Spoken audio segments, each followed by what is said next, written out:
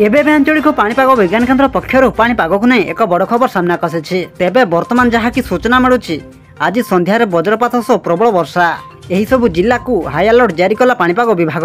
राज्य में सक्रिय रही घूर्णिबलय यार प्रभाव में आसंता 24 घंटा जाए केतेक स्थान में प्रबल अति प्रबल वर्षा संभावना रही। आज मध्यरात्रि में अनेक स्थान में हालुका मध्यम धरणर वर्षा सह किछि स्थान में प्रबल वर्षा हो पारे बोली पाणीपाग केन्द्र पूर्वानुमान करिछि। एथिपाई अनेक जिला को येलो अलर्ट जारी करिछि पाणीपाग विभाग।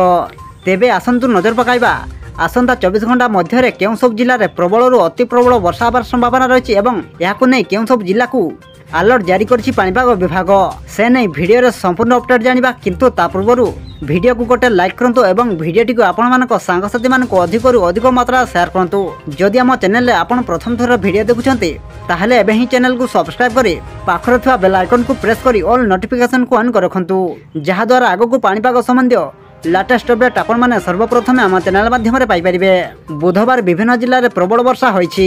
ट्विन सिटी रे मध्य प्रबल वर्षा छेचिछि। तेबे गुरुवार अर्थात आज मध्यरात्रि रे मयूरभंज नुआपड़ा कलाहांडी बलांगीर जाजपुर केन्द्रापड़ा खोर्धा कटक केउंझर आदि जिले में वज्रपात सह प्रबल वर्षा हो पारे।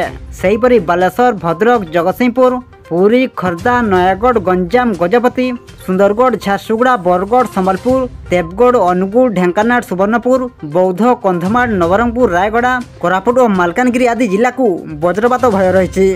शुक्रवार पर्यंत एही सब जिला को येलो वार्निंग जारी करिछि पाणीपाग विभाग। आपण मानक अनुरोध एथिप्रति सतर्क रुहंतु।